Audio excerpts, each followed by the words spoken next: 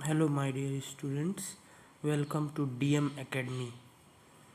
आप लोगों ने जेईई मेंस के कई टॉपर्स को ये कहते हुए सुना होगा कि केमिस्ट्री के लिए एनसीईआरटी जो है वो इनफ है। आज मैं उसी का प्रूफ आप लोगों के सामने इस वीडियो में लाया हूँ। आज ये मैंने 8 अप्रैल शिफ्ट टू 2026 का पेपर मैं आप लोगों के सामने लाया हूँ। इस पेपर का पूरा मैंने एनालिसिस किया और इसमें कई ऐसे क्वेश्चंस थे जो डायरेक्ट एनसीईआरटी से उठकर आपके पेपर में आए हैं। अगर आप उन सबको भी अगर आप कर लेते हैं तो आप आसानी से केमिस्ट्री में 100 में से 70 प्लस स्कोर कर सकते हैं। आप लोगों को मैं ये भी बता दूं कि ये अप्रैल अटेम्प्ट का 2026 का सबसे कठिन शिफ्ट थी, the most difficult one in the April attempt of 2026। तो इसलिए सबसे डिफ़िकल्ट शिफ्ट में अगर आप 70 प्लस केमिस्ट्री में स्कोर कर लेते हैं तो आपके 99 परसेंटाइल आने कोई आम बात, मतलब कोई आश्चर्य की बात नहीं रह जाएगी। तो चलिए वीडियो में आगे देखते हैं कि कैसे कैसे क्वेश्चंस और कहाँ से डायरेक्ट एनसीईआरटी से आए हैं। स्टूडेंट्स, क्वेश्चन नंबर 1 हमारे सामने है। इसमें 2 स्टेटमेंट दिए गए हैं।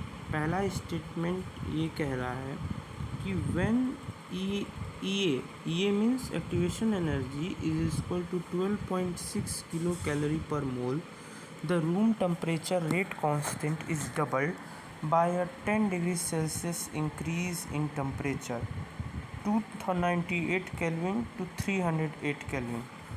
तो स्टूडेंट्स, जो ये स्टेटमेंट है ना, ये डायरेक्ट एनसीईआरटी से है। मैं आपको दिखाता हूँ कि ये एनसीईआरटी में कहाँ है। सो स्टूडेंट्स, ये क्लास 12th की केमिकल काइनेटिक्स का ही है, पेज नंबर 78 पे। यहाँ पे देखिए, यहाँ पे साफ साफ बोल्ड में लिखा है कि it has been found that for a chemical reaction with rise in temperature by 10 degree celsius the rate constant is nearly doubled. मतलब ये है कि चाहे रिएक्शन कोई भी हो, with rise in temperature of 10 degree celsius, जो द रेट कांस्टेंट जो होता है वो नियरली डबल हो जाता है। ये हर रिएक्शन के लिए वैलिड है। तो जो हमारा ये स्टेटमेंट है वो सही है। सो अब हमारा जो ये स्टेटमेंट है, ये फर्स्ट स्टेटमेंट हमारा सही है। अब जो दूसरा स्टेटमेंट है वो एक first order reaction A to B को दिखा रहा है। यहाँ पे T½ और A0 के बीच एक ग्राफ बनाया गया है और इस ग्राफ से हम लोगों को ऐसा लग रहा है कि जो T½ है, यानी कि जो हाफ रिएक्शन है, वो डायरेक्टली प्रोपोर्शनल है जो इनिशियल कंसंट्रेशन होता है उसके। अब एनसीईआरटी में ये ग्राफ तो नहीं है, लेकिन एनसीईआरटी में एक चीज़ लिखी है जिससे ये पता कर सकते हैं कि ये जो ग्राफ है वो गलत है। अब मैं आपको वो ग्राफ दिखाता हूँ। देखिए स्टूडेंट्स, ये केमिकल काइनेटिक्स का ही पेज नंबर 77 है। इस पेज नंबर पे यहाँ साफ साफ बोल्ड में लिखा है कि for zero order reaction T½ is directly proportional to R0 and for first order reaction T½ is independent of R0। मतलब कि अगर हम T½ का जो अगर हम लोग T½ का एक R0 के साथ एक ग्राफ बनाएंगे तो वो कुछ इस तरीके का बनेगा। मतलब कि वो इनिशियल कंसंट्रेशन से इंडिपेंडेंट है। लेकिन जो हमको क्वेश्चन में दिया गया है वो T½ जो है वो डायरेक्टली प्रोपोर्शनल है R0 के, जो कि एक जीरो ऑर्डर रिएक्शन के लिए होता है, ना कि फर्स्ट ऑर्डर रिएक्शन के लिए। तो जो हमारा स्टेटमेंट 2 है वो कम्प्लीटली रॉन्ग है। तो यहाँ पे आप लोगों ने कंप्लीट डिस्कशन देखा इस क्वेश्चन नंबर 1 का, और मैंने यहाँ पे प्रूफ किया कि ये क्वेश्चन डायरेक्ट एनसीईआरटी का है। अगर आपने एनसीईआरटी अच्छे से पढ़ी है, लाइन बाय लाइन थॉरली उसको पढ़ी है, तो आप लोग आसानी से जो है ये क्वेश्चन कर सकते हैं। पहले तो आप देखते ही बिल्कुल इस क्वेश्चन को बिल्कुल ही देखते आप लोग कर लेंगे, सॉरी इस क्वेश्चन को आप देखते बिल्कुल कर लेंगे। और ये क्वेश्चन तो ये और इजी है, ये तो मतलब बेसिक ही है उस चैप्टर का कि ऐसा नहीं होता है। जो टी हाफ होता है वो आर नॉट के जो इनिशियल कंसंट्रेशन होता है उसके इंडिपेंडेंट होता है। हालांकि इस क्वेश्चन में हो सकता है कि कुछ लोग जो है एक फार्मूला लगाएं। अगर आप 11th के स्टूडेंट हैं तो आपको नहीं पता होगा, 12th के स्टूडेंट अगर केमिकल काइनेटिक्स तक पहुंच गए होंगे तो लास्ट में एक फार्मूला है जिससे ये निकाला जा सकता है। लेकिन उतनी मेहनत क्यों करनी है जब डायरेक्ट एनसीईआरटी में लिखा है कि डबल टेम्परेचर 10 डिग्री सेल्सियस बढ़ाने पे जो रेट कांस्टेंट है वो डबल हो जाता है। तो अगर आप एनसीईआरटी अच्छे से पढ़े रहते तो ये क्वेश्चन आप मुश्किल से 30 सेकंड का ये क्वेश्चन है कि ये स्टेटमेंट सही है, ये कोई स्टेटमेंट गलत है, तो ऑप्शन नंबर 3 जो है वो हमारा सही हो जाएगा। बिल्कुल आसान क्वेश्चन था। अब चलते हैं नेक्स्ट क्वेश्चन पे। सो स्टूडेंट्स, हमारे पास दूसरा स्टेटमेंट है, दूसरा क्वेश्चन है जिसमें 2 स्टेटमेंट है। पहला स्टेटमेंट है कि due to increase in van der Waals forces the order of boiling point is propyl iodide, ethyl iodide and methyl iodide. So ये क्वेश्चन जो है वो क्लास 12th में हेलो एल्केन और हेलो एरिन्स में है। हालांकि दोनों स्टेटमेंट जो है उसी के हैं। तो अब मैं आपको एनसीईआरटी में दिखाता हूँ कि ये स्टेटमेंट कहाँ दिया गया है। सो स्टूडेंट्स, ये हेलो एल्केन और हेलो एरिन में पेज नंबर 168 पे, यहाँ पे देख सकते हैं 167 एक पेज पहले का था और ये 168 पेज नंबर पे हमको मेल्टिंग और बॉइलिंग पॉइंट के टॉपिक में हमको ये क्वेश्चन है, मतलब उस क्वेश्चन का आंसर है। तो स्टूडेंट यहाँ दूसरे पैराग्राफ में अगर आप ध्यान दें, the attraction get stronger as the molecule get bigger in size and have more electrons. तो जो हमारे पास क्वेश्चन में था कि प्रोपाइल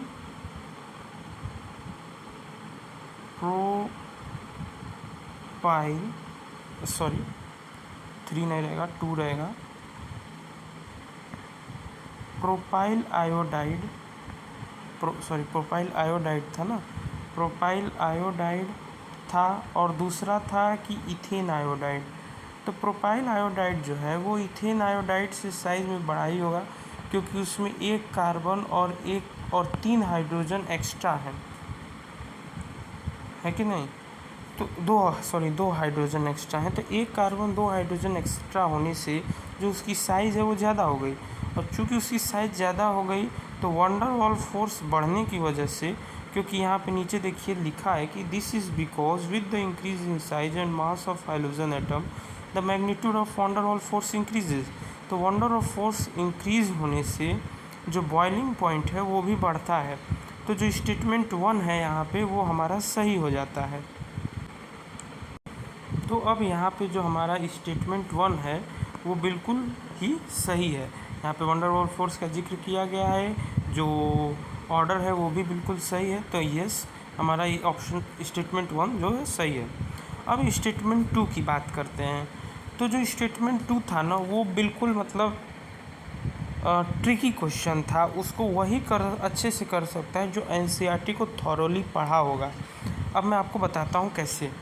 देखिए यहाँ पे आपको एक डाइक्लोरोबेंजीन दिया गया है, पैरा पोजीशन पे, is more symmetric, its melting point is higher than ortho dichlorobenzene, however its boiling point is lower than ortho chlorobenzene. अब देखिए जो एनसीईआरटी है ना उसमें जो है जनरली जो बात कही गई है, तो जनरल बात में ये लिखा गया है कि जो मेल्टिंग पॉइंट है वो तो हायर होता है क्योंकि सिमेट्री होती है जिसकी वजह से एक बेटर पैकिंग होता है। लेकिन जो बॉइलिंग पॉइंट है वो एक जगह सिमिलर लिखा गया है कि जो ऑर्थो डाइक्लोरोबेंजीन होता है, जो पैरा डाइक्लोरोबेंजीन होता है, जो मेटा डाइक्लोरोबेंजीन होता है, उन तीनों के बॉइलिंग पॉइंट्स लगभग सिमिलर होते हैं। लेकिन यहाँ पे लिखा गया है कि डाइक्लोरोबेंजीन, जो पैरा डाइक्लोरोबेंजीन जो है उसकी जो बॉइलिंग पॉइंट है वो लोअर होती है ऑर्थो डाइक्लोरोबेंजीन के। अब यहाँ पे कई लोग कंफ्यूज हो गए थे पेपर के वक्त, उनको ऐसा लग रहा था कि एनसीईआरटी में तो दिया है कि सिमिलर होगा, तो उनको लगा कि ये स्टेटमेंट गलत है। लेकिन एनसीईआरटी में एक डाटा दिया है कि बॉइलिंग पॉइंट कितना है दोनों का, जिससे ये पता चलता है कि स्टेटमेंट सही है। अब मैं आप लोगों को वो डाटा दिखा देता हूँ कि एनसीईआरटी में वो कहाँ है।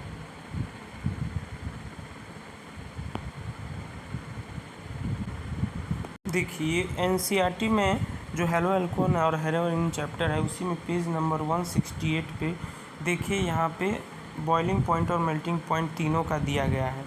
यहाँ पे अगर आप अच्छे से गौर करें तो जो पैरापेट डाइक्लोरोबेंजीन होता है उसकी जो मेल्टिंग पॉइंट है वो 323 है केल्विन है, और जो ऑर्थो का होता है उसका जो मेल्टिंग पॉइंट है वो 256 है। तो यहाँ से ये तो पता चल जाता है कि मेल्टिंग पॉइंट पैरा डाइक्लोरोबेंजीन का ज़्यादा ही होगा।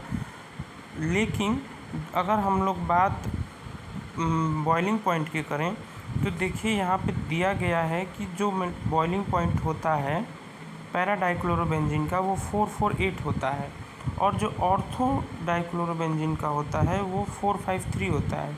मतलब ये 5 केल्विन के डिफरेंस की वजह से जो दूसरा स्टेटमेंट है वो सही हो जाता है।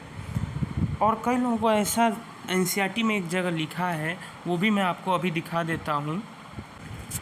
देखिए स्टूडेंट, यहाँ पे देखिए लिखा है कि जो बॉइलिंग पॉइंट होती है वो नियरली द सेम होता है। Boiling point of isomeric dihalobenzenes are very nearly the same.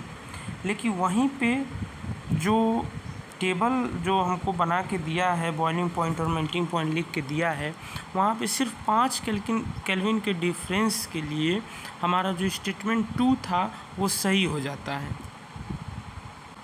तो देखिए स्टूडेंट्स, जो ये क्वेश्चन था वो हम लोगों को ये बताता है कि हमको एनसीईआरटी बहुत थॉरोली पढ़नी चाहिए। सिर्फ जो है ऊपर से स्टेटमेंट पढ़ लेने से नहीं होगा, ये जो टेबल बना के दिया गया है एनसीईआरटी में उसको भी ध्यान देना है।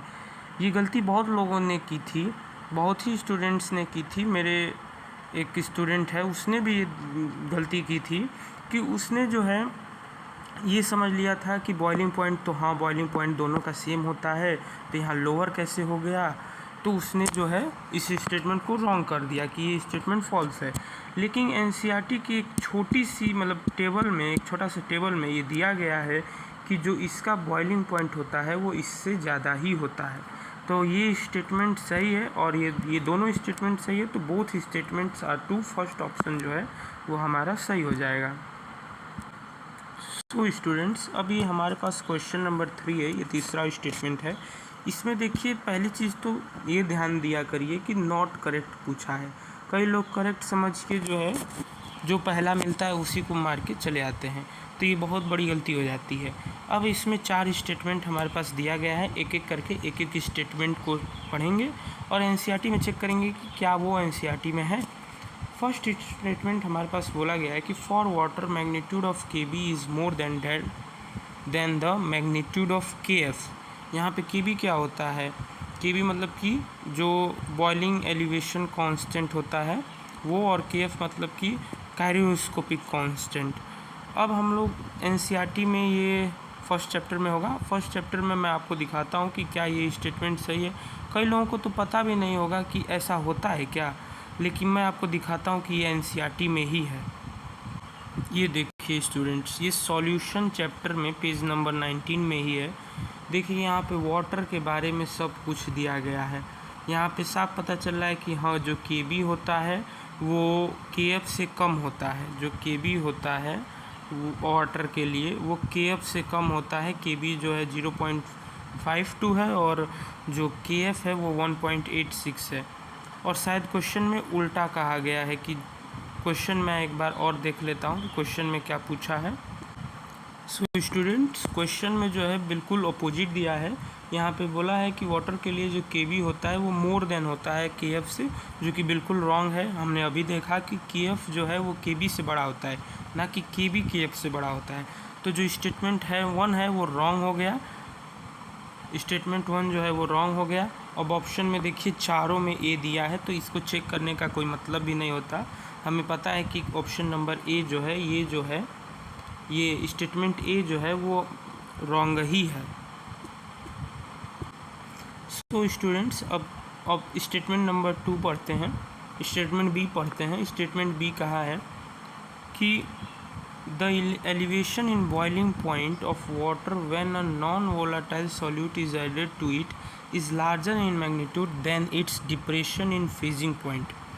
अब स्टूडेंट यहाँ पे अब समझने वाली बात ये है कि जो अगर आप 12th के स्टूडेंट हैं तो आपने पढ़ लिया होगा कि जो डेल्टा टी बी होता है वो के बी एम के बराबर होता है, और जो डेल्टा टी एफ होता है वो के एफ एम के बराबर होता है।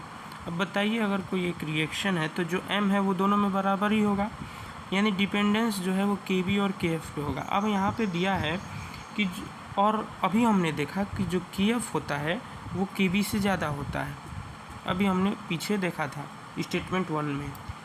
तो यहाँ पे बोला है कि जो बॉइलिंग पॉइंट ऑफ वाटर है when a non volatile solute is added to it is larger, जो कि बिल्कुल गलत है। लार्जर नहीं, स्मॉलर होगा, क्योंकि के एफ जो है के एफ ज़्यादा होता है के बी से, और यहाँ पे सिर्फ मैग्नीट्यूड की बात कर रहा है। तो जो डेल्टा टी एफ होगा वो डेल्टा टी बी से ज़्यादा होगा, यानी कि ये स्टेटमेंट भी रॉन्ग है, यानी कि statement B is also wrong. So statement B is also wrong, statement A is wrong and statement B is also wrong. अब स्टेटमेंट सी की ओर चलते हैं। स्टेटमेंट सी कह रहा है कि the osmotic pressure measurement is preferred over any other colligative property to determine molar mass of proteins and polymers। अब देखिए, अब ये एनसीईआरटी में मैं आपको दिखाता हूँ कि ये कहाँ है। ये देखिए स्टूडेंट्स, ये सॉल्यूशन चैप्टर के पेज नंबर 21 पे ये पूरा का पूरा स्टेटमेंट लाइन बाय लाइन यहाँ पे लिखा गया है।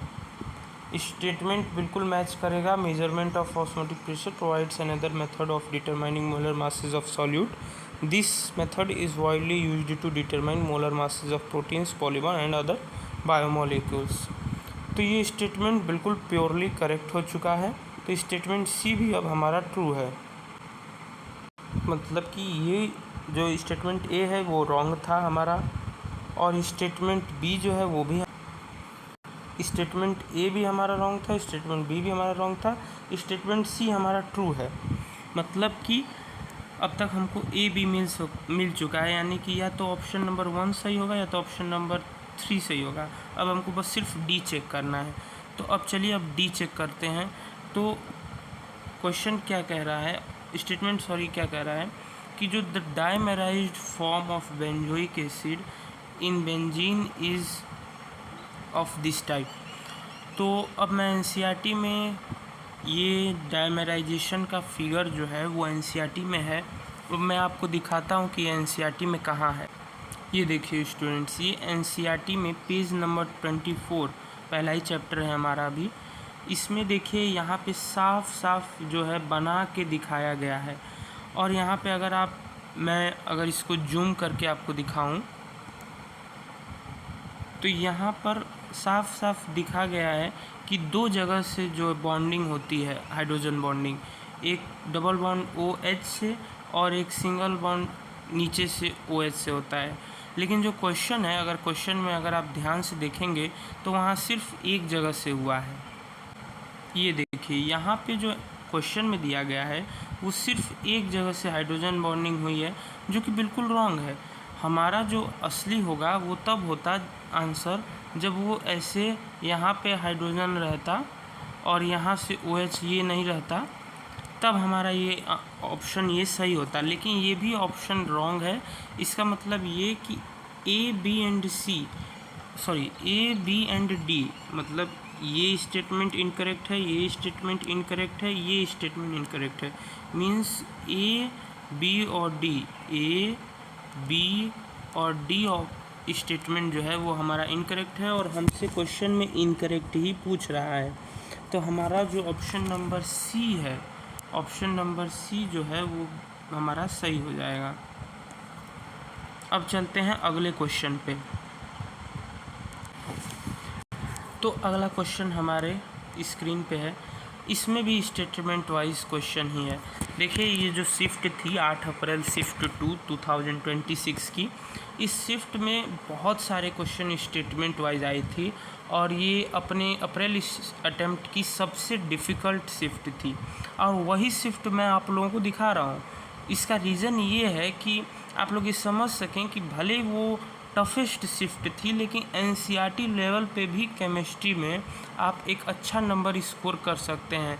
हालांकि अगर आप सिर्फ एनसीईआरटी के ही क्वेश्चन कर लें तो आप आराम से 70 प्लस स्कोर कर सकते हो और 99 परसेंटाइल पा सकते हो। अब हमारे पास ये एक 2 स्टेटमेंट वाले क्वेश्चन हैं। ये ऑर्गेनिक केमिस्ट्री का क्वेश्चन है 11th के, और ये बिल्कुल लाइन मतलब जैसे एनसीईआरटी से लाइन उठ के पेपर में आ गया हो। यहाँ पे आप स्टेटमेंट पढ़ सकते हैं। अब मैं आपको डायरेक्ट एनसीईआरटी ही दिखाऊंगा, मैं पढ़ देता हूँ ऐसे स्टेटमेंट 1 बोला है कि vapours of the liquid with higher boiling point condense before vapours of liquid with lower boiling points in fractional distillation.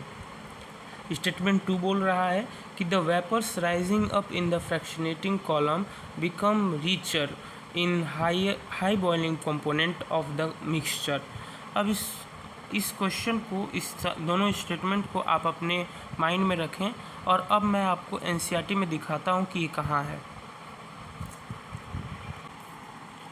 हाँ तो स्टूडेंट्स देखिए, ये ऑर्गेनिक केमिस्ट्री में क्लास 11th के पेज नंबर 279 अगर आप ओपन करेंगे तो यहाँ पे अगर आप नीचे आ जाएंगे तो ये यहाँ पे लास्ट लाइन में बिल्कुल वही स्टेटमेंट है।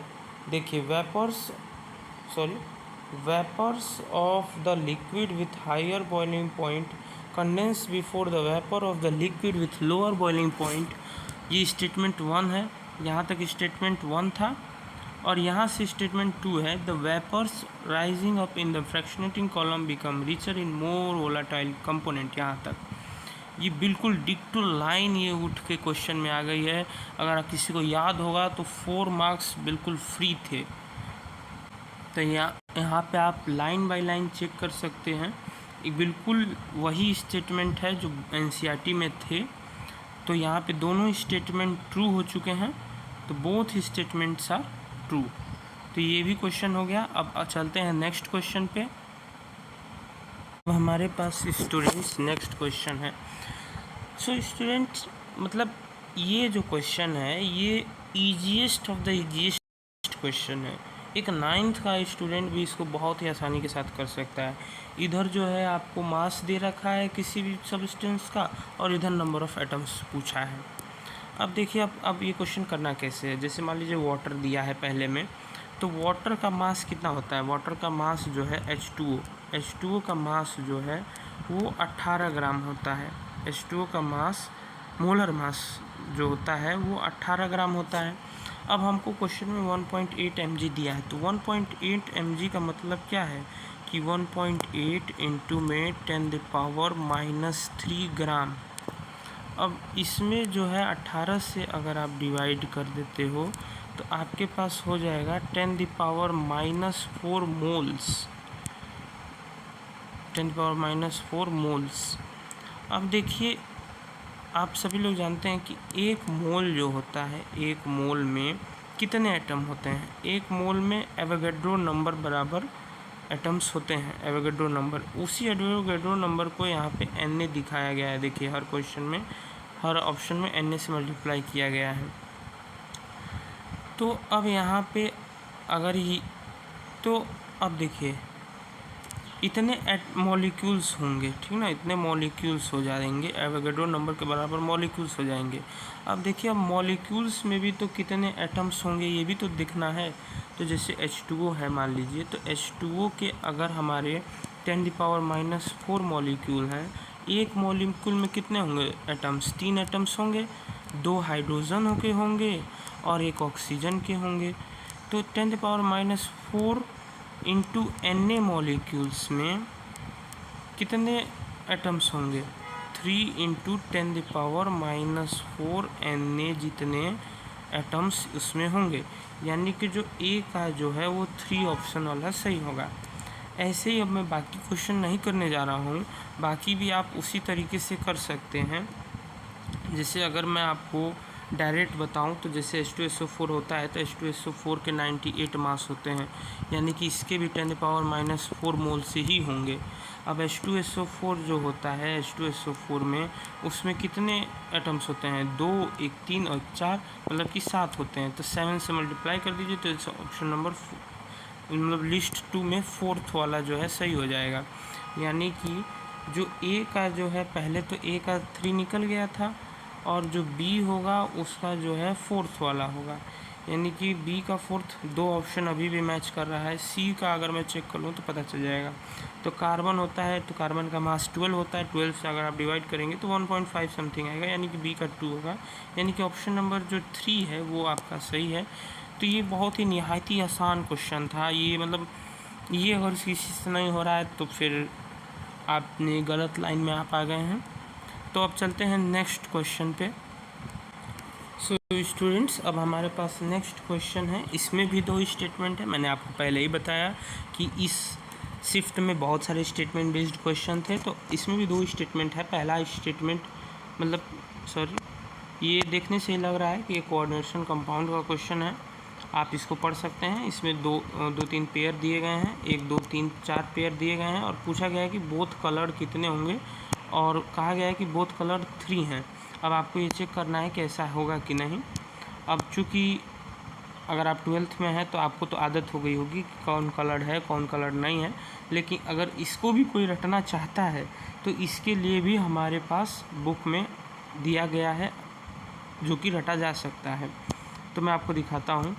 सो देखिए स्टूडेंट्स, ये कोऑर्डिनेशन D&F ब्लॉक का था, मैंने वहाँ पे गलती से कोऑर्डिनेशन कंपाउंड बोल दिया। ये D&F ब्लॉक का क्वेश्चन था और D&F ब्लॉक में देखिए आपके सारे यहाँ पे सभी के सभी जो भी आयन्स हैं उनके कलर्स यहाँ पे दिए गए हैं। जैसे वहाँ पे Ti4+ का पूछा था, शायद V+2 का पूछा था और बाकी सारे के पूछे थे। ये पेज नंबर 103 में D&F ब्लॉक में ये पूरा टेबल बना है। अगर आप इस टेबल को याद कर सकते हो तो याद कर लो, क्योंकि कभी कभी क्या होता है ना कि कभी कभी अगर एडवांस जैसे में अगर बात करें तो एडवांस में कभी कभी कलर ही पूछ देता है। जैसे मान लीजिए कि पूछ दिया कि Cr+2 का क्रोमियम+2 का क्या होगा, तो क्रोमियम+2 का ब्लू होगा। तो अगर आप ये टेबल लर्न कर सकते हो तो लर्न कर लीजिए, एज यू विश, आपकी मर्जी है। तो अब चलते हैं क्वेश्चन पे। तो अब मैं यहाँ पे चेक कर सकता हूँ कि Ti+, अगर आप वहाँ से अगर टेबल देख सकते हैं, हालांकि मुझे पता है कि Ti+4 जो है वो कलर्ड नहीं होता है, तो एक तो ये हट गया कि ये कलर्ड नहीं है। और अगर मैं देखूँ तो बाकी सब मुझे कलर्ड लग रहे हैं कि ये भी कलर्ड है, ये भी कलर्ड है और ये भी कलर्ड है। तो ये 3 जो है वो कलर्ड होते हैं। तो यहाँ पे स्टेटमेंट 1 जो है वो हमारा सही हो जाता है। अब स्टेटमेंट 2 जो है वो number of pair of among this and this और डायमैग्नेटिक इज़ 3, मतलब यहाँ पे डायमैग्नेटिज्म के बारे में पूछा है कि कौन कौन से डायमैग्नेटिक होंगे। तो अब लेट्स सी कि NCERT में क्या ये क्वेश्चन है। सो देखिए स्टूडेंट, यहाँ पे D&F ब्लॉक में ही पेज नंबर 110 पे यहाँ पे दिया गया है कि La+3 एंड Ce+4 और Yb+2 और Lu+3 के अलावा सारे जो लेंथेनॉइड होते हैं सभी आयंस वो पैरामैग्नेटिक होते हैं। ये जो 4 हैं ये डायमैग्नेटिक होते हैं। और अगर आप ध्यान से अगर आपको याद हो ये चारों जो है वो डायमैग्नेटिक होते हैं। अगर आपको ध्यान से याद हो क्वेश्चन तो उसमें ये 4 भी दिए हैं और प्लस 2 और दिया है और वो दोनों जो है वो एक्टिनॉइड्स थे। क्वेश्चन में अगर मैं अभी आपको दिखाऊंगा, क्वेश्चन में एक्टिनॉइड के बारे में और लॉरेंशियम के बारे में पूछा है और उसमें जो है +3 के बारे में पूछा है, मतलब कि एक्टिनॉइड +3 और लॉरेंशियम +3 के बारे में हम लोगों को क्वेश्चन में पूछा है। तो अब ये क्वेश्चन में तो कहीं मतलब NCERT में ये कहीं नहीं दिया गया है कि ये दोनों आयंस जो हैं वो डायमैग्नेटिक होते हैं। लेकिन अगर आप इस टेबल को ध्यान से देखेंगे इलेक्ट्रॉनिक कॉन्फ़िगरेशन के, तो देखिए ये M+3 का जो सॉरी यहाँ पे M+3 का कॉन्फ़िगरेशन दिया गया है। यहाँ पे एक्टिनॉइड्स का देखेंगे तो 5F0 है, और लॉरेंशियम का देखेंगे तो एक्टिनियम का देखेंगे, सॉरी मैं बार बार एक्टिनॉइड मेरे मुंह से निकल जा रहा है, एक्टिनियम के बारे में। तो एक्टिनियम का 5F0 है और लॉरेंशियम का 5F14 है। और चूँकि ये मतलब F में कितने होते हैं, F में 14 ही इलेक्ट्रॉन भरे जा सकते हैं, यानी कि ये फुली फिल्ड है, और वो मतलब ये फुली फिल्ड है, वो इम्पटी है, बिल्कुल ही इम्पटी है, उसमें एक भी F में इलेक्ट्रॉन नहीं है, यानी कि ये भी डायमैग्नेटिक है, ये भी डायमैग्नेटिक है और ये भी डायमैग्नेटिक है। अब हम लोग चलते हैं क्वेश्चन पे। तो देखिए हमने आपको पहले ही दिखाया एक्टिनियम और लॉरेंशियम का, देखिए यहाँ पे एक्टिनियम और लॉरेंशियम का यहाँ पर जो है पेयर बनाया गया है। ये दोनों डायटमिक होते हैं, अरे सॉरी डायमैग्नेटिक होते हैं, और La+3 और Yb+2 और Lu+3 और C+4 ये चारों डायमैग्नेटिक होते हैं। और इन चारों को छोड़ के जितने भी आयंस होते हैं लेंथेनॉइड्स के, वो सारे पैरामैग्नेटिक होते हैं, यही एनसीईआरटी में लिखा है। तो एनसीईआरटी के लाइन के हिसाब से ये दोनों स्टेटमेंट जो है बिल्कुल ही सही हैं, यानी कि statement 1 and statement 2 are correct. तो यहाँ पे एनसीईआरटी देखिए, जो पहला वाला है वो नो डाउट कि एनसीईआरटी से ही आपको मतलब वो तो अगर आप पढ़ते पढ़ते अच्छे स्टूडेंट हैं तो मतलब पढ़ते पढ़ते वो याद हो जाता है कि हाँ भाई ऐसा होता है। लेकिन जो दूसरा वाला है वो कभी कभी कंफ्यूज हो जाते हैं लोग एक्टिनियम लॉरेंशियम में, और ये Lu+3 और Yb+2 में ज़्यादा लोग कंफ्यूज हो जाते हैं। तो अगर आप एनसीईआरटी को थॉरोली पढ़े होंगे तो आपको बिल्कुल अच्छे से याद हो जाएगा ये सारी चीज़ें। तो इस क्वेश्चन का आंसर है ऑप्शन नंबर ए। अब चलते हैं अगले क्वेश्चन पे। सो स्टूडेंट्स, ये नेक्स्ट क्वेश्चन है, ये भी D&F ब्लॉक का ही है। यहाँ पे भी दो स्टेटमेंट दिए गए हैं, इसमें बिल्कुल ही स्टेटमेंट भरे भरे थे। तो दो स्टेटमेंट है। पहला स्टेटमेंट आप यहाँ पढ़ सकते हैं, first row transition metals which act as catalyst utilize their 3D electrons only for formation of bonds between reactant molecules and atoms on the surface of catalyst. इससे नेक्स्ट स्टेटमेंट है, there is increase in the concentration of reactants on the surface of catalyst which strengthens the bond in reacting molecules। अब आप लोग सोच रहे होंगे कि मैंने strengthens को क्यों यहाँ पे ब्रैकेट में कर दिया है, क्योंकि इस पूरे स्टेटमेंट, इस पूरे क्वेश्चन का आंसर जो है वो इसी एक शब्द में है। अब मैं आपको एनसीईआरटी दिखाता हूँ, तब आपको समझ में आएगा कि मैं क्या कहना चाह रहा हूँ। देखिए D&F ब्लॉक का पेज नंबर 103 इससे पहले था, ये पेज नंबर 104 है। तो यहाँ पे अगर आप ध्यान से देखें तो ये कैटलिक प्रॉपर्टीज़ वाले सेक्शन में, इस वाले सेक्शन में यहाँ पे इसके बारे में दिया है। देखिए यहाँ पे ये first row transition metals utilize 3D and 4s electrons for bonding. This has the effect of increasing the concentration of the reactants at the catalyst surface and also। अब यहाँ पर एक शब्द है जो ध्यान देने वाला है, वीकनिंग यहाँ लिखा है, और वहाँ पे स्ट्रेंथनिंग दूसरे स्टेटमेंट में लिखा था। और एक और चीज़ यहाँ ध्यान देने वाली है कि उसमें लिखा था क्वेश्चन में कि सिर्फ 3D ऑर्बिटल यूज़ होता है, लेकिन यहाँ पे लिखा है कि यहाँ 4s ऑर्बिटल भी इस्तेमाल होता है, यानी कि इसके वजह से जो है स्टेटमेंट 1 रॉन्ग हो गया, और इस एक शब्द वीकनिंग के वजह से स्टेटमेंट 2 भी रॉन्ग हो गया, यानी कि बोथ स्टेटमेंट्स आर इनकरेक्ट ही सही ऑप्शन है। तो यहाँ पे देखा आपने, मतलब एक शब्द अगर नहीं याद है आपको तो वो ऑप्शन आप गलत करके आओगे। कई ऐसे बच्चे थे उस समय जिनको ऐसा लगा कि हाँ हमने ये स्टेटमेंट पढ़ा था, उन लोगों ने पता है क्या किया, वहाँ उन लोगों ने सिर्फ इंक्रीजिंग देख के ही जो है उस ऑप्शन को कि स्टेटमेंट 2 सही है कर दिया, लेकिन ये नहीं ध्यान दिया कि आप आगे क्वेश्चन में वीकनिंग नहीं लिख के स्ट्रेंथनिंग लिखा है, जिसकी वजह से उनका एक क्वेश्चन गलत हो गया, उनको -1 मिल गया। तो अब चलते हैं क्वेश्चन पे।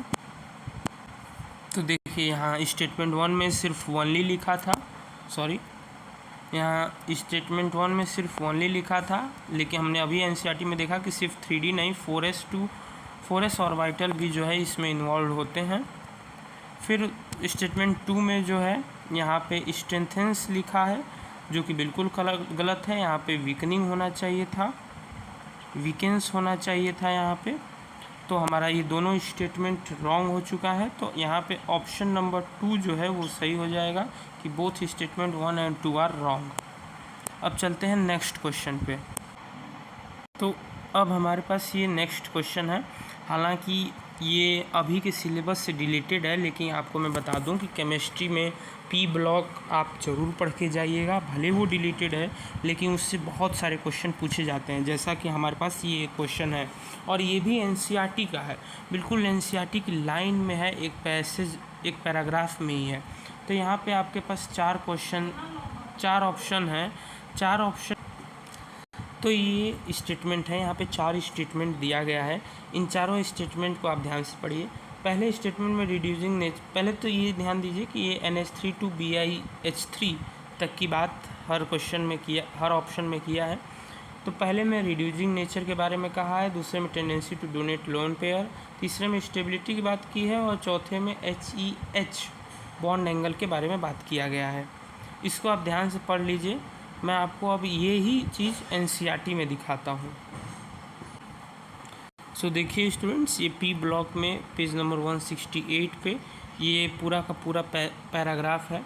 यहाँ पे देखिए, अभी वहाँ पे क्या था, पहला चीज़ थी कि वहाँ रिड्यूसिंग नेचर के बारे में बात किया गया था। तो यहाँ देखिए, यहाँ पे रिड्यूसिंग नेचर के बारे में, रिड्यूसिंग एजेंट के बारे में बात की गई है, बिल्कुल जैसा भी दिया है। यहाँ पे आप जाके पढ़ लीजिएगा। फिर देखिएगा, ये HEH एंगल के बारे में बात की गई थी, यहाँ पे HEH एंगल भी दिया है। फिर स्टेबिलिटी की बात की गई थी, तो स्टेबिलिटी भी देखिए, यहाँ पे स्टेबिलिटी के भी बारे में बात की गई है। ठीक उसके एक लाइन ऊपर स्टेबिलिटीज़ के भी बारे में बात की गई है। तो ये 3 जो स्टेटमेंट है वो मिल गए। अगर आप इसमें और भी खोजेंगे तो कहीं ना कहीं आपको चौथा स्टेटमेंट भी मिल जाएगा। मैं इसके अंदर नहीं जा रहा हूँ क्योंकि ये आउट ऑफ सिलेबस है, लेकिन अगर कोई इंटरेस्टेड है तो वो पी ब्लॉक भी पढ़ ले, क्योंकि जो पी ब्लॉक होता है ना, वो जैसे मतलब भले मेंस में ना हो, लेकिन वो एडवांस में है सिलेबस में, तो आपको आज नहीं तो कल उसको करना ही पड़ेगा। तो अगर आप सिलेबस के साथ पी ब्लॉक कर लेते हो तो बहुत अच्छी बात हो जाएगी, क्योंकि उससे अगर क्वेश्चन आता है तो वो डूएबल ज़्यादातर होता है, मतलब एनसीईआरटी के ही रहते हैं क्वेश्चंस। तो यहाँ पे आपको मैंने प्रूफ दिखा दिया कि डायरेक्ट एनसीईआरटी से ही था। तो हमने अभी जो है इस क्वेश्चन का भी प्रूफ पढ़ा। ये भी स्टेटमेंट जो है ये भी एनसीईआरटी का स्टेटमेंट था, ये भी एनसीईआरटी का स्टेटमेंट था, ये भी एनसीईआरटी का स्टेटमेंट था। अब इसमें आप देख लीजिएगा कि क्या सही है क्या गलत। अब मैं उसके अंदर नहीं जा रहा हूँ, मैं यहाँ पे क्वेश्चन तो डिस्कस कर नहीं रहा हूँ, मैं आपको बस ये बताना चाह रहा हूँ कि हाँ, एनसीईआरटी से ही आता है ज़्यादातर क्वेश्चन। अगर 20-25 क्वेश्चन आते हैं तो उसमें से 18-17 क्वेश्चन आपके एनसीईआरटी के ही रहते हैं। अब चलते हैं नेक्स्ट क्वेश्चन पे। सो हमारे पास नेक्स्ट क्वेश्चन है, ये बायोमोलिक्यूल का क्वेश्चन है।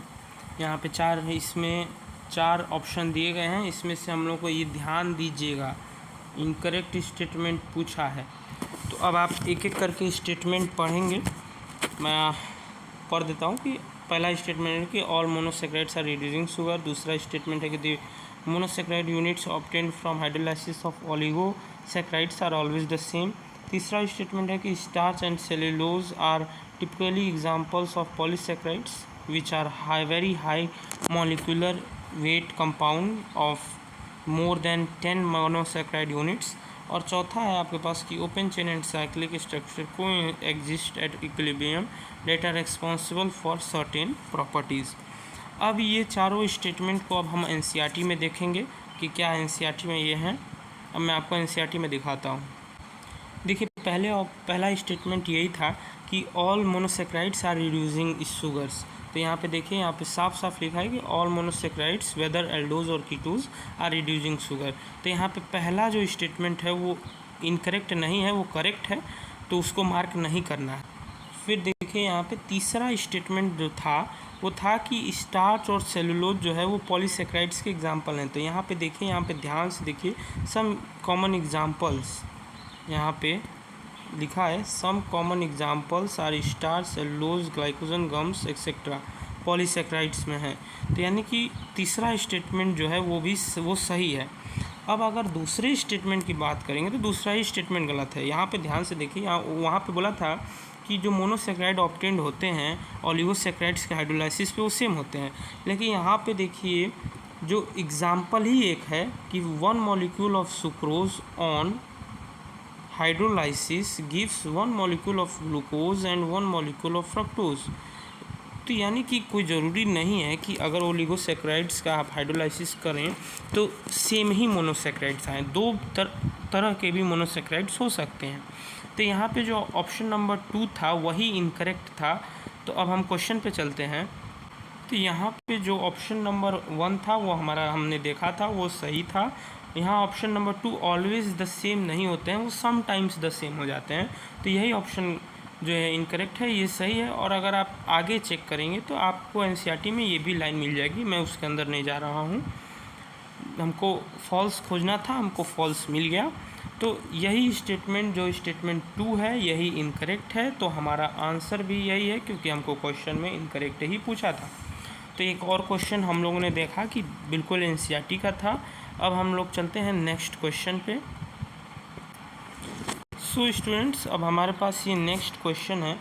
इसमें ये मतलब न्यूमेरिकल टाइप क्वेश्चन है। इसमें हम लोगों को पूछा है कि कंसिडर दो radiation of wavelength this and this, the ratio of energies of this two radiation E1/E2 is. मतलब ये इतना आसान क्वेश्चन है कि ये भी कोई 11th का ही बच्चा कर सकता है। अगर 11th में आपका दूसरा चैप्टर स्ट्रक्चर ऑफ एटम हो चुका है तो ये बिल्कुल ही आसान क्वेश्चन है। आपने ये रिलेशन तो पढ़ा ही होगा कि E energy is equal to Sc/λ। तो ये यहाँ से पता चल जाता है कि जो एनर्जी होता है वो यूनिवर्सली प्रोपोर्शनल होता है लैम्डा के। यानी कि अगर हम लोग E1/E2 निकालेंगे तो जो E1/E2 होगा, E1/E2 जो होगा वो λ2/λ1 के बराबर होगा, यानी कि 6000/2000 यानी कि 3। तो इसका आंसर जो है 3 है। बिल्कुल मतलब एनसीईआरटी लेवल का क्वेश्चन है, इसमें कुछ ज़्यादा करना ही नहीं था, क्या कैलकुलेशन थे इसमें। तो इसका आंसर भी हमने देख लिया। अब चलते हैं नेक्स्ट क्वेश्चन पे। सो स्टूडेंट, अब नेक्स्ट क्वेश्चन जो है हमारा थर्मोडायनेमिक्स से है। ये भी इंटीजर बेस्ड क्वेश्चन ही है। इसमें जो है हमसे पूछा है, ये रिएक्शन एक दी गई है, इस रिएक्शन से हमको मैग्नीट्यूड ऑफ एंथैल्पी चेंज पूछा है, बाकी सबका हीट ऑफ फॉर्मेशन दिया है। अगर आप एनसीईआरटी में देखेंगे तो एनसीईआरटी में हीट ऑफ फॉर्मेशन निकालने का, एंथैल्पी चेंज निकालने का एक फार्मूला दिया गया है। मैं आपको वो फार्मूला दिखा देता हूँ। सो स्टूडेंट्स, ये थर्मोडायनेमिक्स का पेज नंबर 150 पे ये है। यहाँ पे देखिए, यहाँ पे साफ साफ ये फार्मूला लिखा है और इसी फार्मूले के इस्तेमाल से हमको वो हमारा आंसर आ जाएगा कि प्रोडक्ट्स माइनस में रिएक्टेंट्स और बाकी मतलब अगर कोएफिशिएंट्स हैं तो कोएफिशिएंट से मल्टीप्लाई कर देना है। तो अब चलते हैं क्वेश्चन पे। सो स्टूडेंट्स, ये बिल्कुल फार्मूला बेस्ड क्वेश्चन है। इसमें जो है आप H2S में इसके में अगर आप इसको 2 से मल्टीप्लाई कर देंगे और इसको जो है 2 से मल्टीप्लाई कर देंगे और इसको भी जो है आप 2 से मल्टीप्लाई कर देंगे और उसके बाद जो भी मल्टीप्लाई करने पे आएगा इन दोनों को ऐड करके 2 से मल्टीप्लाई करने के बाद इन दोनों को ऐड करके इससे माइनस कर देंगे, क्योंकि जो O2 का होता है वो जानते हैं अगर एलिमेंटल स्टेट में है तो वो 0 हो जाता है, उसका कोई हीट ऑफ फॉर्मेशन नहीं होता है, एंथैल्पी ऑफ फॉर्मेशन। तो ये बिल्कुल ईजी क्वेश्चन है। मैं इसका सॉल्यूशन नहीं करूँगा, आप इसका सॉल्यूशन घर पे ट्राई कर सकते हो। मैंने बस ये बताया कि ये एनसीईआरटी बेस्ड ही है, मतलब एनसीईआरटी में फार्मूला दिया है उसी फार्मूले पे इसको रखना है। ऐसा तो है नहीं कि हमको कोई और बुक चाहिए या फिर कोई और मटेरियल चाहिए उसमें वो फार्मूला लिखा हो, ऐसा बिल्कुल नहीं है। ये बिल्कुल जैसे फिजिक्स में ज़्यादातर होता है कि ऑप्शन मतलब फार्मूला ही कुछ और बन जाए, कभी कभी ऐसा हो जाता है, लेकिन ये बिल्कुल एनसीईआरटी में दिया है वही यहाँ पे इसका इस्तेमाल हुआ है। तो अब चलते हैं नेक्स्ट क्वेश्चन पे। सो स्टूडेंट्स, अब हमारे पास ये क्वेश्चन है, इसमें BF2 प्लस और BF2 प्लस और Br(F4) माइनस दिया है, जिसका हमको शेप बताना है कि शेप कैसा होगा। अगर आप लोगों को याद हो तो केमिकल बॉन्डिंग में एक बहुत बड़ा टेबल है, मैं आपको वो टेबल दिखा देता हूँ, जिसकी मदद से आप इसको आसानी से सॉल्व कर सकते हैं।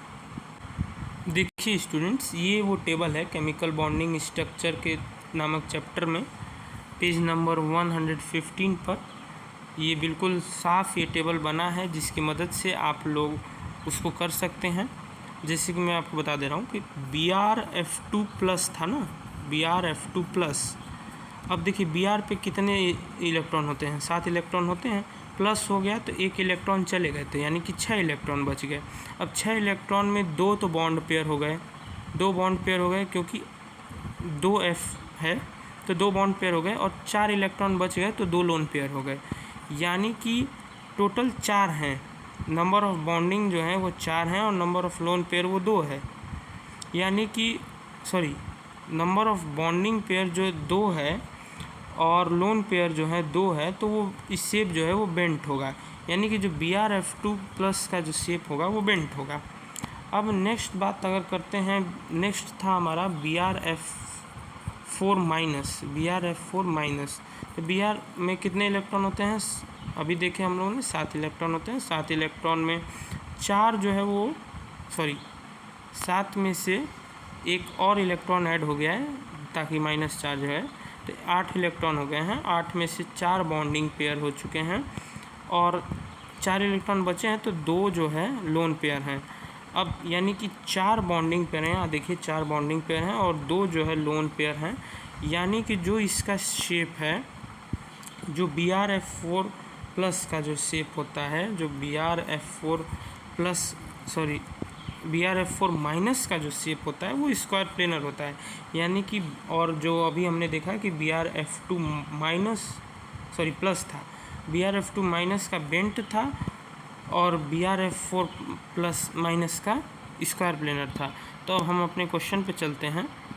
तो हमने अभी देखा अभी हमने देखा टेबल से कि जो Br(F2+) है इसका बेंट था और इसका स्क्वायर प्लेनर था, यानी कि जो फर्स्ट ऑप्शन है वही हमारा सही है, तो option number A is correct. अब हम चलते हैं अपने नेक्स्ट क्वेश्चन पे। सो स्टूडेंट्स, अब ये हमारा नेक्स्ट क्वेश्चन है, ये एमाइंस चैप्टर से है। इसमें पूरी बातें जो है वो हॉफमैन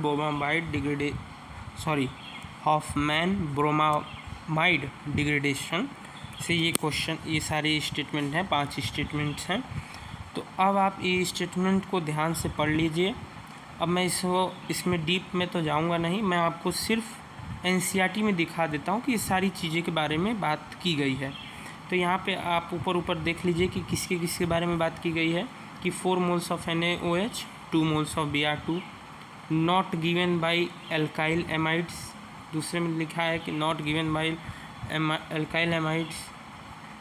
तीसरा स्टेटमेंट है कि प्राइमरी एमाइंस को सिंथेसाइड किया जाता है।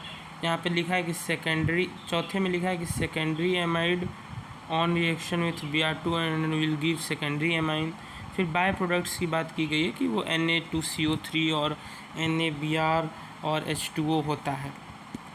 तो अब हम लोग एनसीईआरटी में चलते हैं। तो स्टूडेंट्स देखिए, एनसीईआरटी में हॉफमैन ब्रोमामाइड डिग्रेडेशन में पहली चीज़ ये देखिए कि सिर्फ प्राइमरी एमाइंस को ही इसमें बनाया जाता है। तो यानी कि प्राइमरी एमाइंस को बनाया जाता है, सेकेंडरी एमाइंस का ऑप्शन गलत हो गया। यहाँ पे ध्यान दीजिए, तो पहले स्टेटमेंट में था कि 4 moles of NaOH with 2 moles of bromine, जो कि गलत है, क्योंकि 4 moles ऑफ NaOH सिर्फ 1 moles ऑफ ब्रोमीन के साथ रिएक्ट कर रहा है। फिर इसके बाय प्रोडक्ट्स भी याद कर लीजिए, Na2CO3, NaBr और H2O ही होता है। और बाकी जितने ऑप्शंस हैं, अब मैं ऑप्शन देख लेता हूँ कि ऑप्शन क्या क्या था। देखिए स्टूडेंट्स, ऑप्शन में ये वाला ऑप्शन तो पहले ही गलत हो गया, पहला वाला। यहाँ पे 1 मोल होना चाहिए था, तो ये ऑप्शन गलत। यहाँ पे ये दूसरा वाला अभी तक नहीं देखे हम लोग, प्राइमरी एमाइन से सिंथेसाइज किया जाता है, ये सही है। सेकेंडरी एमाइन को नहीं, और ये भी प्रोडक्ट सही हैं, यानी कि सी और डी, तो सी और ई सही है, यानी कि सी और ई ये हो सकता है। नहीं, ये नहीं हो सकता क्योंकि ए ऑप्शन फंस गया, तो ये वाला ऑप्शन नहीं हो सकता, इसमें ई नहीं है। ये वाला स्टेटमेंट सही हो सकता है, डी वाला ऑप्शन गलत हो चुका है, तो ये वाला नहीं हो सकता। तो यानी कि एक ही ऑप्शन ही बचता है जो कि है सी एंड डी, यानी कि ऑब्वियसली जो बी वाला है वो भी गलत हो जाता है। तो कुल मिला के हमारा ऑप्शन नंबर जो सी है वो सही है। अब हम लोग चलते हैं नेक्स्ट क्वेश्चन पे, और चलने से पहले ये बिल्कुल एनसीईआरटी का था, अगर आपको रिएक्शन याद होती तो आप बिल्कुल आसानी से इसको कर लेते। तो अब चलते हैं नेक्स्ट क्वेश्चन पे। सो स्टूडेंट्स देखिए, ये नेक्स्ट क्वेश्चन जो है वो कोऑर्डिनेशन कंपाउंड का है। यहाँ पे देखिए, यहाँ पे बहुत सारे कंपाउंड्स दिए गए हैं और उन कंपाउंड का पूछा है कि क्या वो इसमें से कितने पैरामैग्नेटिक होंगे। अब आप देखिए, अगर मैं इतना बताऊंगा तो ज़्यादा लंबी वीडियो वैसे ही हो चुकी है, तो आप बस इसको सारे जितने भी दिए गए हैं कॉम्प्लेक्सेस उन सबको देख लीजिए, और मैं एनसीईआरटी में आपको दिखाता हूँ कि वो सारी चीज़ें दी गई हैं। ये देखिए स्टूडेंट्स, एनसीईआरटी में अगर आप पेज नंबर 129 कोऑर्डिनेशन कंपाउंड का खोलेंगे तो यहाँ पे आप देख सकते हैं। देखिए NiCl4 - 2 के बारे में बात किया है। आप आगे पीछे खोजेंगे पढ़ेंगे तो आपको मिल जाएगा, मैं उसके अंदर नहीं जा रहा हूँ। यहाँ पे देखिए NiCO4 के बारे में बात की गई है, यहाँ NiCN4 - 2 के बारे में बात की गई है। फिर यहाँ उसी के नेक्स्ट पेज पे MnCN6 - 3 के बारे में बात की गई है। उसी की अगली लाइन में MnCl6 - 3 के बारे में बात की गई है। फिर आगे FeCN6 - 3 के बारे में बात की गई है। फिर FeF6 - 3 के बारे में बात की गई है। COF6 - 3 के बारे में बात की गई है।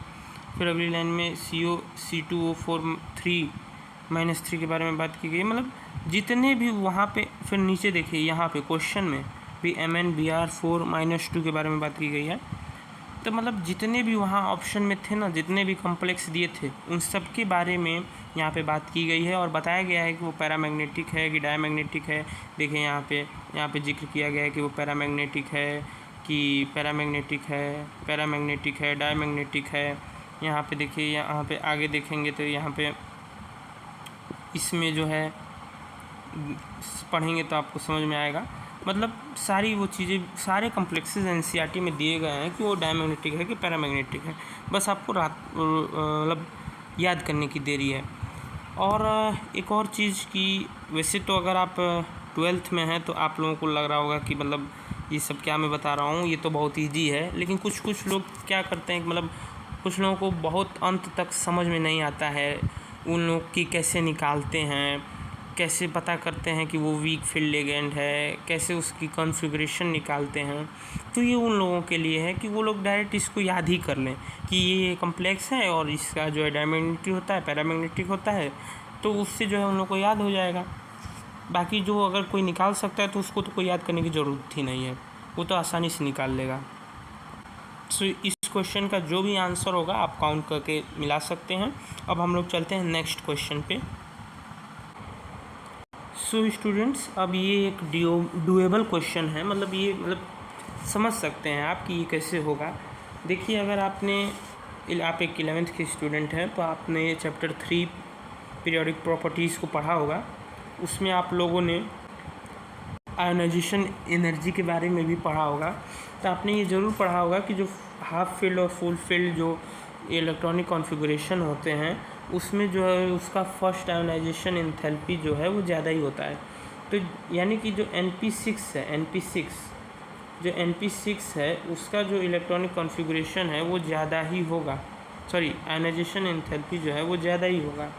तो जो N2S6 के बारे में अगर बात की गई है तो इसमें सबसे ज़्यादा जो आयोनाइजेशन एंथैल्पी है वो 2080 है। मतलब कि जो डी वाला ऑप्शन है, डी का ये फर्स्ट मैचिंग होगा। और हाफ फील्ड है तो हाफ फील्ड का भी इलेक्ट्रॉनिक कॉन्फ़िगरेशन मतलब आयोनाइजेशन एनर्जी जो है वो ज़्यादा ही होती है। तो डी का 1 एंड सी का 4, डी का 1 एंड डी का 1 3 क्वेश्चन में है और सी का 4 जो है 2 ऑप्शन में है। मतलब कि ऑप्शन नंबर ए भी सही हो सकता है और ऑप्शन नंबर सी भी सही हो सकता है। अब आगे बात करें कि इन दोनों में किसका जो है आयोनाइजेशन एंथैल्पी कम होगा, तो ये अगर एक इलेक्ट्रॉन लॉस कर दे तो एक कंप्लीट NH2 बन जाएगा। तो इसका जो आयनाइजेशन एंथैल्पी होगा वो कम होना चाहिए। तो इसका जो आयनाइजेशन एंथैल्पी होगा वो कम होगा इसके मुकाबले, यानी कि इसका 3 ऑप्शन और इसका 2 वाला ऑप्शन, यानी ए का 2 ऑप्शन सही है और बी का 3 और सी का 4 और डी का 1, यानी कि ऑप्शन नंबर ए जो है वो एक करेक्ट ऑप्शन है। सो ये क्वेश्चन भी हो गया। अब देखिए, अब यहाँ तक जितने भी हमने क्वेश्चन अब तक किए वो सारे एनसीईआरटी के थे या तो बेसिक कॉन्सेप्ट से हो जा रहे थे, 9th 10th के कॉन्सेप्ट से। अब जो क्वेश्चन है ना वो क्वेश्चन आपकी कॉन्सेप्ट तो नहीं, लेकिन थोड़ा सा अगर आप कैलकुलेटिव हैं, थोड़ा सा अगर आप दिमाग लगाएंगे तो वो सारे क्वेश्चन भी आपके हो जाएंगे। मैं आपको वो क्वेश्चन सारे दिखाता हूँ। देखिए स्टूडेंट्स, ये वाला क्वेश्चन जो है ये अगर आप एक्स्ट्रा पढ़ते होंगे तो ये क्वेश्चन आप इजीली कर लोगे। जैसे फेरिक क्लोराइड के बारे में आपने कई बार मतलब अगर कहीं पढ़ा होगा तो जो फेनॉल होता है, फेनॉल में ये वॉयलेट कलर के हो जाते हैं, फेनॉल अगर होना चाहिए बस। तो अब वॉयलेट कलर ये दे देते हैं। तो ये सारे जो बायोमोलिक्यूल्स हैं, ये अमीनो एसिड्स हैं, सॉरी, मतलब ये बायोमोलिक्यूल में ये एक टेबल में दिया गया है, आपको वो टेबल भी पढ़ना है। देखिए ये टेबल ही काम करेगा यहाँ पे अगर आप ध्यान से पढ़ोगे उस टेबल को तो उसमें जो है सिर्फ टायरोसाइन जो है होता है वो कुछ इस तरीके से होता है। उसमें जो कंपोनेंट लगे होते हैं वो ऐसे ही होते हैं। फिर यहाँ पे CH2 होता है और यहाँ पे C से लग जाता है, यहाँ पे NH2 होता है, यहाँ पे COOH होता है और यहाँ पे H होता है। यही जो है इसी को टायरोसाइन कहते हैं। तो यहाँ पे जो OH ये ग्रुप है इसी की वजह से फेरिक क्लोराइड में वायलेट कलर कॉम्प्लेक्स देता है। तो ये क्वेश्चन हो गया। अब नेक्स्ट क्वेश्चन पर चलते हैं स्टूडेंट्स। ये नेक्स्ट क्वेश्चन में नंबर ऑफ़ एरोमेटिक कंपाउंड्स के बारे में पूछा गया है। तो इसमें जो है करने का तरीका जो है, मतलब आप लोगों को पता होगा कि 4n+2 इलेक्ट्रॉन अगर पाई इलेक्ट्रॉन होते हैं अगर, तो वो एरोमेटिक होता है। तो अगर आप एक एक करके पढ़ेंगे तो देखिए इस वाले कंपाउंड में और एरोमेटिसिटी भी होनी चाहिए। तो इसमें कितने पाई इलेक्ट्रॉन हैं? इसमें 2, अब इस 4 पाई इलेक्ट्रॉन हैं, 4 पाई इलेक्ट्रॉन हैं इसमें। 1 मिनट प्लीज़। इसमें 4 पाई इलेक्ट्रॉन हैं, 4 पाई इलेक्ट्रॉन हैं। इसमें 3 6 पाई इलेक्ट्रॉन हैं। इसमें 1 2 3 4 5 6 7 मतलब 14 पाई इलेक्ट्रॉन हैं। और 1 2 3 4 और यहाँ पे तो इस वाले में तो देखना ही नहीं है क्योंकि इसमें जो क्या कहते हैं कॉन्जुगेटेड नहीं है, ये कॉन्जुगेटेड नहीं है ये, तो एरोमेटिक हो ही नहीं सकता।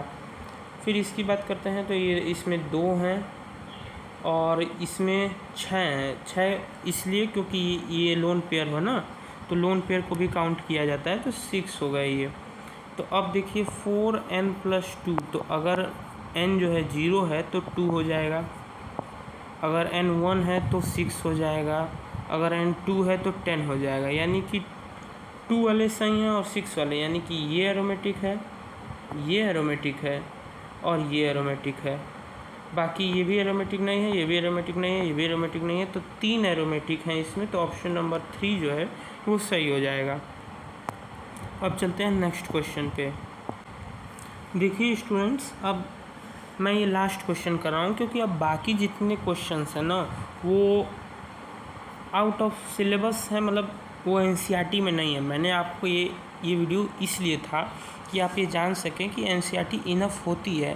बाकी अभी 6-7 क्वेश्चन और हैं लेकिन वो एनसीईआरटी के नहीं हैं, उनके लिए आपको अच्छी समझ होनी चाहिए। तो ये लास्ट क्वेश्चन है। यहाँ पे अगर आप देखेंगे तो यहाँ पे एक न्यूमेरिकल फर्स्ट लाइन में दिया गया है, फर्स्ट स्टेटमेंट में, कि इन 30% of weight by wait solution of methanol in CCl4 the mole fraction of CCl4 is equal to 0.33। अब जो भी इसको है आप सॉल्व कर लीजिएगा, फार्मूलाज आपके पास हैं ही सॉल्यूशन चैप्टर में। फिर अगला स्टेटमेंट है कि mixture of methanol and CCl4 shows positive deviation from Rawls law. अब देखिए, अब ये स्टेटमेंट सही है। जो दूसरा स्टेटमेंट है, पहले स्टेटमेंट की मैं बात नहीं करूँगा क्योंकि वो एक न्यूमेरिकल क्वेश्चन है, लेकिन दूसरे की बात करें अगर, तो दूसरे वाले में पॉजिटिव डेविएशन ही शो करता है। अब देखिए, ये एनसीईआरटी में है नहीं, लेकिन इसकी एक ट्रिक होती है। मैं ट्रिक आपको बता दे रहा हूँ। वैसे तो मैं ये भी क्वेश्चन नहीं लाना चाह रहा था, लेकिन मैं आपको बस ट्रिक बताने के लिए मैं बता दे रहा हूँ कि जो पॉजिटिव डेविएशन होता है, जो पॉजिटिव डेविएशन होती है, उसकी एक ट्रिक होती है कि उसमें जो है CCl4 अगर है, उसमें अगर अल्कोहल है, उसमें अगर CH2 है, तो वो पॉजिटिव डेविएशन शो करेगा। अगर और नेगेटिव डेविएशन वो तब शो करेगा जब उसमें CHCl3 यानी कि क्लोरोफॉर्म हो और एसिड अगर कोई है। तो अगर कोई एसिड है और अगर क्लोरोफॉर्म है तो वो नेगेटिव डेविएशन शो करेगा, और अगर CCl4 अल्कोहल और CH2 है तो वो पॉजिटिव डेविएशन शो करेगा। चूँकि इसमें दोनों है, अल्कोहल के नाम पे मेथनॉल भी है और CCl4 भी है, तो इसलिए ये पॉजिटिव डेविएशन ही शो करेगा। हालांकि जो मैंने ट्रिक अभी बताई उसके कुछ एक्सेप्शंस भी हैं, सिर्फ एक ही दो एक्सेप्शंस हैं, वो सारी चीज़ें बाद में डिस्कस होगी। लेकिन इस वीडियो का मेन मोटो यही था कि एनसीईआरटी इनफ है। अब आप ये समझ चुके होंगे कि एनसीईआरटी जो है वो इनफ होती है। सो स्टूडेंट्स, अभी आपने देखा, हमने लगभग 18 से 19 क्वेश्चन का डिस्कशन किया। आप समझ चुके होंगे अब तक कि एनसीईआरटी जो है वो सही में इनफ होती है। और अब इसको ध्यान में रखते हुए आप अपनी तैयारी को और भी मजबूत करिए। ज़्यादा इधर उधर भागने की ज़रूरत नहीं है। पहले एनसीईआरटी को बिल्कुल मन में बैठा लीजिए, उसके बाद ही किसी और सोर्स की तरफ जाइए।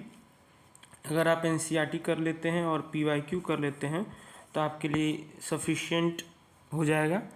बाकी अगर आपको 99.99 चाहे 100 परसेंटाइल लानी है तो उसके लिए आप बाकी रिसोर्सेज का भी इस्तेमाल कर सकते हैं। इस वीडियो में बस इतना ही। आगे के बाकी वीडियोस के लिए आप मेरे चैनल को सब्सक्राइब कर दीजिए, अपने दोस्तों को भी भेज दीजिए ताकि वो भी ये समझ पाएँ कि एनसीईआरटी इनफ होती है। Thank you and have a nice day.